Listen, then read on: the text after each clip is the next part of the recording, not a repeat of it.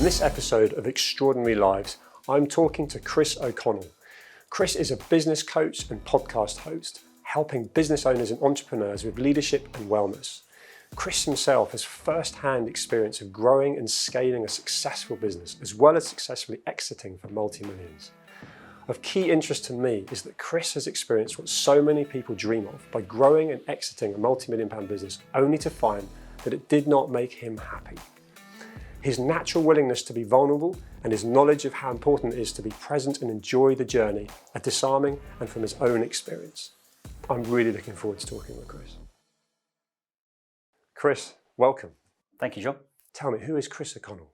Well, that's a good question. I ask that question myself quite a lot. In terms of personality, I'd say I'm quite a vulnerable person that has a purpose and wants to give impact to the world. In terms of what I do, I'm a business coach, mentor. I go into businesses and accelerate them, get them fit for sale and help them grow. I'm a podcast host and a dad. Awesome. What did you want to do when you were growing up? From a very young age, I don't know why, I always wanted to run my own business. I think that was born out of quite a lot of childhood trauma, quite a lot of adversity, and kind of having to stand on my own 2 feet. So I've always wanted to kind of be my own boss and run my own thing. Yeah. Interesting. Yeah. So tell me how that morphed from the idea of wanting that to sort of first foray into business and what you tried and maybe failed at. Well, I didn't enjoy school. I went to grammar school, but didn't really complete a full week in the last year. I skived quite a lot and just kind of, I didn't like the system, but I fell into recruitment. I joined a very large £1.4 billion recruitment business as a very shy 21-year-old. Walked in there was all driving Ferraris and had suits and ties on, and I just fell in love with that concept, and very quickly became the worldwide top biller for that whole organisation. I was billing about £1 million a year, just knocked the doors off, and in 5 years made them 15 million quid. Then left there, set up my own business in 2003, got that to 100 people. Recruitment business? Yeah, another recruitment business, 3 offices, 30 million quid turnover, and in 9 years got it to that level, and then sold that through private equity. So yeah, I just think I got a lot to thank recruitment for. Yeah. So you've actually been the entrepreneur that founded the business and successfully exited. That's not easy to do. Did you navigate the exit the way you wanted to? No, not really. But I mean, on that point, people talk a good game, and to actually bootstrap a business to any sort of level, particularly 25, 30 million doesn't happen very often. So we got it to a point where we sold that through a private equity vehicle. I stayed on as CEO, and then that transaction actually it went wrong for various reasons. I lost the business, I lost the millions, I lost the status of a CEO. From running a business to then watching Judge Judy every day was a big hit on me emotionally, financially, psychologically. I lost 7 houses, got divorced, lost access to my children, had some suicide stuff going on. It was a real dark time for me. There's a lot there. There's a hell of a lot of stress and trauma there. How, just to break out of that, how did you ultimately stave off from, you mentioned sort of the lowest point, to actually coming out of that and building coping mechanisms in them? What did you do? It certainly didn't happen overnight, and I think I'm still recovering in a way. Yep. But I think that when I moved out of the family home and spent some time on my own and reflected on things, I started to look at personal development. I started to get up a bit earlier. I started to have a whiteboard in my bedroom with affirmations on it, and I needed to unwire my childhood. I need to unwire all these things of unworthiness and fear, anxiety, and beating myself up, and kind of just started to talk to myself a little bit better. Yep. What age were you at that point? I'm 46 now, this was only sort of 41, 42. So it's only been the last 3 or 4 years where I've started to really sort of pick things up, and I've had different forms of therapy, but then it's about my exercise and my diet and kind of, the usual stuff. But instead of people pleasing and I got to 5 million, 10 million, 15 million, 20 million, 25 million. Every time I got there, it didn't excite me. It kind of like, I didn't know why I was doing it. And now I think I was doing it to prove my parents wrong and doing it for all the wrong reasons. So the moment I started to look inward and started to give myself self-love, I started to get abundance in terms of the people around me. And I wasn't chasing the next watch, the house, the car, all that kind of stuff. I came back onto LinkedIn, told my story in a very vulnerable way, and I started to get a following. And I was starting to put some posts out, and now I'm at sort of 2 or 3 million views a month. And like, I'm talking about purpose. So what I used my adversity in an open way. And money's important to me, but nowhere near as important as what it was back then. And my purpose is, I got my own podcast called Purpose. So for me, it was about the impact I'm having makes me wealthier than any money I might have. Yeah, coming from a place of authenticity and from a place of lived experience, right? Yeah. So the posts that you were putting out were real. They were. You used the word vulnerable when I asked you first who you are. Yeah. And that's ultimately led to you not just getting all that feedback and continuing to develop that, but actually to reach out and want to help people. Tell me more about how that happened. Yeah, I think that the term personal branding has come into the fore quite a lot recently. Sure. And I was very anti the whole kind of like putting yourself out there and all that kind of stuff. But from my own lived experience, I realised that I couldn't come out of where I was without talking to people and talking to other people. And actually, the way I've won my business was by not just my business skill and experience, but my backstory and being open with people. So for me, it was because I've been through so much in terms of, and everyone has, I could see through the CEOs and the people out there that were saying they're doing well and all this kind of stuff. Because the majority of CEOs, whether it's male or female or whatever, a lot of people in this world are going through the motions. They're getting up, going to work, coming home, and money, but there's no meaning, there's no purpose behind it. And that was me. So it took me to kind of look at myself and go, actually, I could be the best business coach in the world, but actually, if I don't relate to these people on a human level, I'm not going to win. And that's how I won. So my combination of the business skill and experience, and also the human side, and it was just kind of like, it almost is a bit cathartic. It almost kind of helps me when I'm opening them up and talking to them about their stuff. It kind of like, it enables me to process my stuff as well. Yeah, so. Interesting. And the 46-year-old person now, back to so many times previous in your life, is probably thinking so differently for the better right now. One thing I'd love to ask you is, what is your definition of success as we sit here now? Well, what it was back then was, again, the status symbols and on the cars and the houses. Now it's how I impact other people, how many people I can impact positively, how I feel about myself, how my closest people feel about myself, and getting up and having a purpose in my life. And for me, it's people talk about legacy, but I want people to talk about me and look at me and go, actually, that guy was a genuinely authentic, nice guy that wanted to add value to this world and have an impact. That doesn't sound particularly defined, but to me, it's not a number or a material thing. It's what I can do to impact people's lives. Yeah, and also there must be a real sense of fulfillment and clearly purpose with what you do. Yeah.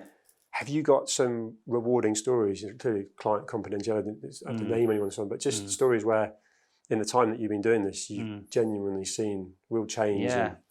I mean, on my LinkedIn profile, there's numerous sort of recommendations, but I've gone into a number of businesses and sort of at least doubled or tripled their headcount and their profitability, but also given them a mission, a values, and a purpose and a direction. So there's numerous examples where I've walked into businesses and helped not just them financially and all that kind of stuff, but actually some of the questions I ask my founders, my owners, and my clients aren't necessarily business related, because I feel that what they're doing outside of work impacts on what they're doing inside of work. So it's enhancing their life in a way. And the purpose thing is sometimes you can't necessarily measure it because it's not tangible, but you can measure it in terms of how they're interacting with their partners or how they're interacting with their team. So numbers I can reel off. I've done this million here, this million there, this million there, but the feedback I'm getting is this guy isn't just the business guy; he's the human being, and that's what I like.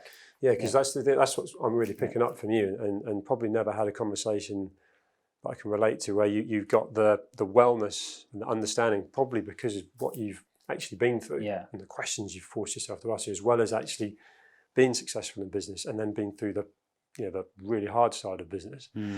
And you marry that together, and actually I think you've explained purpose to me, because a lot of people I think struggle with purpose or don't talk to me about purpose, but actually if you set your goals for a shiny new Rolex or the new car, when you achieve that, it's a shock to someone who goes, well, it's hollow.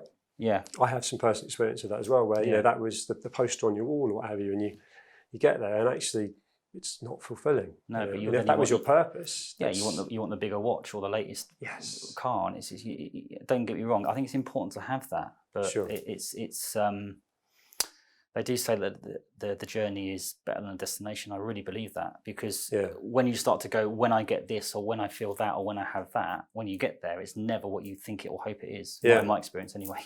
And actually, you're on a journey right now, and you've got the podcast, you've got the business. Where do you see yourself in 5 years' time? It's normally a question I wouldn't ask someone, just because of how much has happened so quickly and so organically for you. Is there a vision of where you want to, or are you already achieving? There is. I mean, I think the podcast is going to be something that I want to elevate myself. I'm grateful to be on this TV show now. I do see myself as being on the TV show, being a host, being like this platform, the Jack platform. I love it. The platform, the Jack platform, is something that is close to my heart, but something related to purpose, mental health, well-being, that has impact, that has, so I'm hoping to be some sort of TV show person that can deliver something that's going to change people's lives. Yeah, well, you've got the experience, you've got the articulation. Yeah. And actually, we are, as you say, filming in the Jack studio, JAAQ, Just Ask a Question. Yeah. Social media mental health platform. What are your thoughts on Jack? Well, I think what it is amazing. Where it could go is astronomical. I think there's a big gap in the market. You've got various different mental health signposts, and people like Mind, and there's the Samaritans. All these, they're all fantastic. But I think there's a stigma with mental health, and I think the brand of Jack appeals to the people it's trying to appeal to much more. And I think that it's an exciting brand, and I think it's almost making mental health cool in a way, and attracting the celebrities that generally want to be in there and talk about it. So for me, I think that it's groundbreaking. Where it could be amazing. And actually, I'm tired of hearing what we need to do is get more people talking. Yeah, we can do that until the cows come home. We need action. We need call to action. We need resources, and we need people to, it needs to be taught in schools or universities, as opposed to a celebrity or even someone like me, going through and after the event then saying got mental health and talking about it. It needs to happen far earlier in the process. And I think this hopefully will give that platform to be better.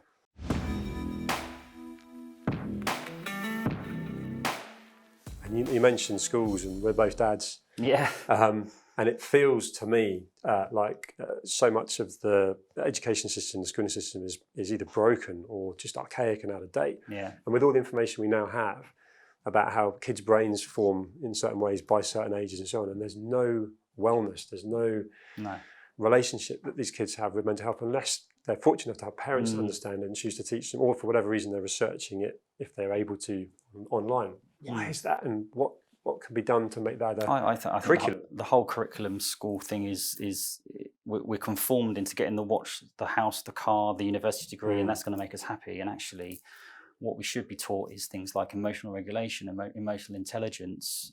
What is fear? What is anxiety? What it is? Why isn't it done? I think that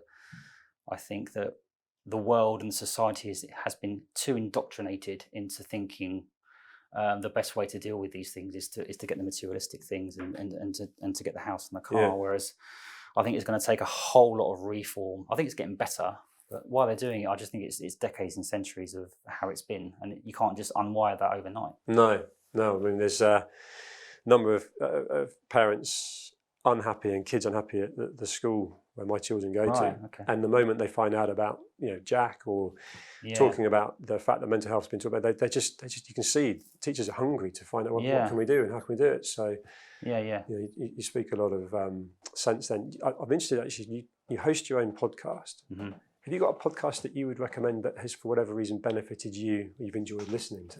Well, there's the obvious ones like the Diary of the CEO, and the Joe Rogan one. Whether it's me or not, I think there's a lack of female podcast producers, hosts. Yep. I think there's a gap there. Yeah. But they're the good ones. But any podcast that can talk in an unbiased, whether it's left wing, right wing. I don't want any of that. I want it where it's a raw, open podcast where you can be yourself and you can talk yourself. That's what keeps it authentic and genuine, which I know yours is, and this conversation is. And the more of that, rather than you're plugging your next book or there's a promotion that the whole thing's about. If you're just talking and educating and ultimately learning, that's what's interesting to me. Yeah. And actually on that, so that's sort of more the mental side. It looks like you keep yourself fit. There's so many different ways to keep both mentally and physically fit, and you must know all of them in your capacity, right? Yeah. So that from breathing exercises to ice baths to going for a good old-fashioned run. What do you do? Have you got a routine? I've tried them all. I mean, I think one of the first things I try to do though in the mornings is I used to get up really early and do it, but actually setting myself in the morning by either doing some sort of meditation first. I can do that myself. And what I used to very much do is put my feet on the ground, just plant myself and just do some very simple breathing. So what I'm trying to say before I do any exercise is set my mind right and just get grounded. I've got a personal trainer that helps, but I think walking has been a really, really good thing for me. I prefer walking than running. Eating the right foods, but also journaling as well. I think that helps me process. So I think that. Have you always done that? Have you always journaled? No. I'm talking about as a youngster and writing down, visualizing. Not really, but one time recently, about 6 months ago, I got this. I can't remember the name of the person who wrote the book, but it's a professional book about how to journal, and there's some tasks in there. And I started to write. They asked me a question about how I was feeling. I started to write, and it just flowed, and there was tears coming out my eyes. I was coming out with shame and anger and fear, and all this stuff came out. I was like, "What the hell is this?" And it's kind of like it dawned on me that I still had stuff to process. So I'm writing down my emotions, and there's a lot of sort of what would be perceived as negative and dark stuff coming out. But what I've learned is that sometimes the fear, the shame, the anxiety or the anger, that can be appropriately, that can be good emotion. And actually, what journaling does and it didn't just bring out the good stuff, like the gratitude, and I got bundles of gratitude and humility and all that kind of stuff. But when I'm embracing those so-called negative stuff, it actually, I think it just makes you stronger. It makes you grow into that kind of like, oh, so why am I feeling? I'm being curious. And I think more often than not, a lot of people in this world, they have some anger, or they have some fear, or their shame, and they'll go for a run, or they'll go for a beer, or they'll go and do something to avoid feeling it. And I'm saying no, whether it's journaling or just sitting there and just feeling it. So in terms of answering your question, keep myself fit, it's mentally, physically. I do running, I play football, but there's a lot of kind of mental processing that goes on, and just sometimes the ability to sit still and be grateful is good. It makes you self-aware, right? Just even then, and just watching you then, and you're thinking about what you're saying. It's being really present in that. And I think we're both the same age, both men. I think there's our generation, and certainly older, that listening to you, how vulnerable and open you were then about writing something down and then tears flowing. Your time, Anna, so you played football last night and you pulled the muscle, did more importantly probably like a workout of a personal trainer, and I'm like, that's cool. Whereas if you said I went to see my therapist last night, in the conversations of certainly men and older than us, that would be like a kind of, you did what? Yes. Yes. Do you think that generation is softening and realizing that actually, by listening to someone like yourself, where it works for you, right? And it works for anyone that does it. Yeah. How do you get those people to almost start that? What are the actions they can take, or do you think someone just simply? I think some people can't or don't want to be changed. As an example, I've got a number of different friends groups, and I've distanced myself from some of my friends who don't necessarily get what I do. In terms of they prefer to go out and be drinking, and I'd never judge that. So for me, I think, unfortunately, the tide's against us with how we've been indoctrinated in terms of let's go out and reward ourselves with drink, let's make loads of money. Whereas I think social media has also helped in terms of what you're trying to do with Jack, or what Jack's trying to do. So I think there's always going to be a certain part of the society that, by the news feed they're reading, the TV programs they're watching, the diet that they're having, that they won't see it and feel it, they just won't be able to do it. Whereas there are people that can get that. So you're never going to get the whole thing done. But no. I think it's definitely improved, because there's more awareness out there about, if you walk into a supermarket now, 95-96% of the food in there is numbers, it's got additives, it's got sugar in there. So it's actually quite hard to be fit, healthy, mentally and physically. Yeah. It's not easy. No. People say it is, and some people find it harder, but it's what you want out of life, really, isn't it? It's what you want out of life. I imagine in your capacity, there's a lot of people that come to you, and from your point of view, is there a common denominator that you can actually say is the one overwhelming factor that they need help with.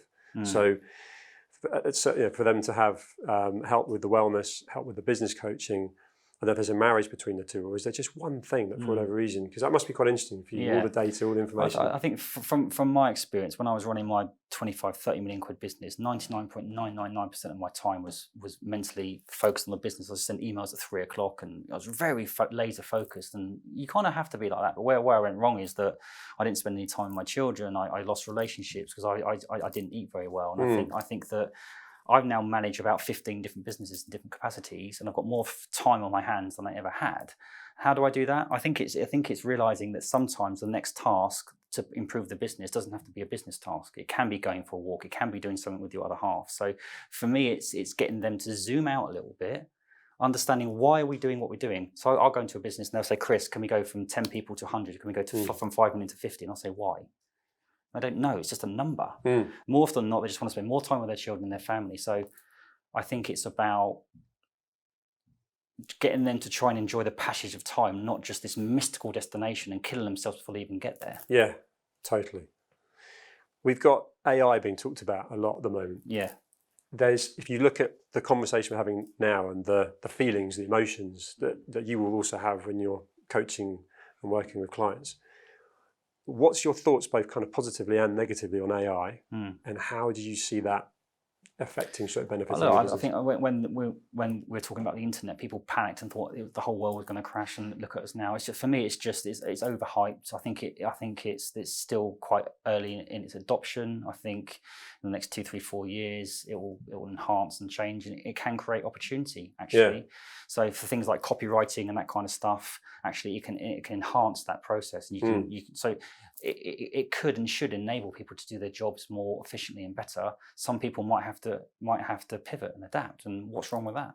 No, I get that, which is business, but you're coming at that from a proper entrepreneur, and are you using it in your business now? I imagine. Yeah, you've got 15 businesses, right? Yeah, so we use it to do like job descriptions, things like that. But I think ultimately, it doesn't quite replace the human in terms of recruitment. It's not going to replace the recruiter, I don't think, because the softer skills are really, really important. But for the administration task, I use it myself in terms of when I need some hashtags or something like that, or I need some information. I think for quickness, it just enables you to do the same things but quicker. I think. Yeah, no, I agree. But it's amazing how people are frightened of it, intimidated by it. I mean, of course, a big part of what we're talking about and have talked about is wellness and mental health, and then it's people are, becoming scared of it when actually, in context, we don't quite know what the outcome will be. So just work with it and try and adapt. Yeah, and that's it. And I think it's the mainstream media. I don't want to be careful what I say, but I think.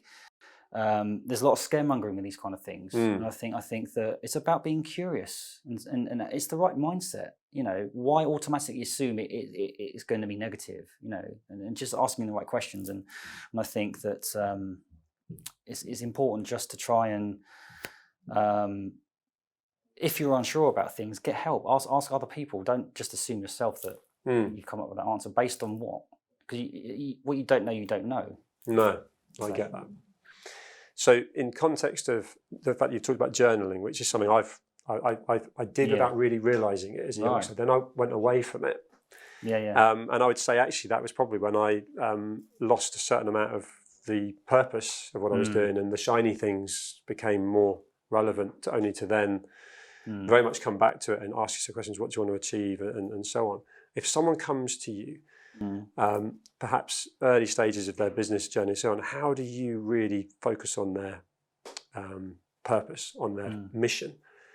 And what advice can you give them to make sure they've set the right goals? Because ultimately, if you set the wrong goal, even if you achieve it for the purpose you're trying to achieve, and then you start looking at it, it's a waste of time, or it's an unfulfilled. I do different things, and I can set the business goals, but I think in my business-based mindset, there's 6 facets. There's business, there's mental health, there's well-being, there's purpose, there's relationships, and there's finance. So there's in my realm, I think there's 6 things that can make you be successful in life. So it's trying to set goals for each of those. So relationships, how much time have you invested in that? So I try to get them their life harmony sorted out. But in terms of business, it's sitting down, not just with the owners, but with the wider team and making it our vision as opposed to just his or her vision, then understanding their own individual strengths and weaknesses. As a CEO, what they tend to do is they tend to try and be all things to all people. They try to execute 50 things. What they do, they execute 50 things averagely. No, let's do these 5 things really, really well, and everything else can be delegated. So it's understanding where the end goal is, breaking that down into chunks, operations, finance, applying the right people to the right skill set, and then holding them to account. Interesting. The biggest thing is that, and what they want is, they actually want to be held to account. When they're given a smaller part of their own business, they've got their own kind of projects, they actually have their meaning. More often than not, CEOs, believe it or not, they're lonely in their own business because they haven't really got anything that they can say, oh, I did that. Yeah. So it's just actually, stop being Billy Big whatever. Let's just get that bit done. I'll do that bit, he does that bit, and then we all win. Yeah. You talk a lot of sense. You articulate it really well. Yeah. And actually, I just reminded myself, you mentioned as a youngster you were a shy kid. So you've gone on that journey to ultimately be successful and achieve the happiness side of things, if you like, the purpose. What advice would you give to your younger self now, coming through the sort of teenage years? It can be tough for a young lad not knowing what you're going to be doing. And well, I mean, I still parrot myself now. I'd say to myself, I love you, Chris. It sounds quite strange. I don't think I was never told that. I was never given any affection by my parents or whatever. And just I've got you, mate. I've got you. Whereas when I was there, I just felt I was just living by the seat of my pants and just trying to impress everybody and kind of just not feel and just kind of and searching for validation and love in a different form in terms of money and status and that kind of stuff. Now I'm like, I don't need to prove myself to anybody, and I'm attracting love in different forms and joy and abundance in different ways. So for me, it would just be to tell myself I love myself. Yeah, that's interesting. I've been told that by someone else who's close to me, and it's interesting because I think especially I think the Americans do it almost quite naturally. Right. And sort of almost the high-fiving the mirror and some of the things that are out there. But I think from an English person point of view, I'm embracing that a lot more now. You sort of get over that self-conscious side of things and think, actually, why would you not big yourself up? Spend the most amount of time with ourselves.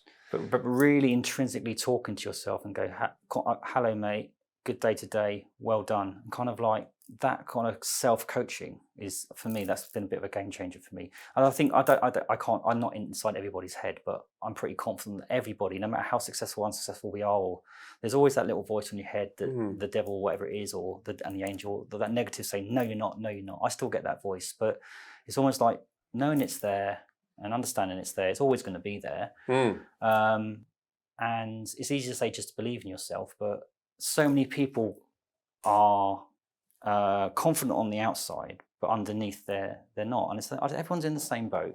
Yeah. I've learned not to put anybody on a pedestal, but I've also, throughout my whole career, I've always said, when I was smashing it at S3 and, as a 21-year-old, getting CEOs on the phone, I never put anyone as inferior or superior. I try and treat everybody the same. Yeah.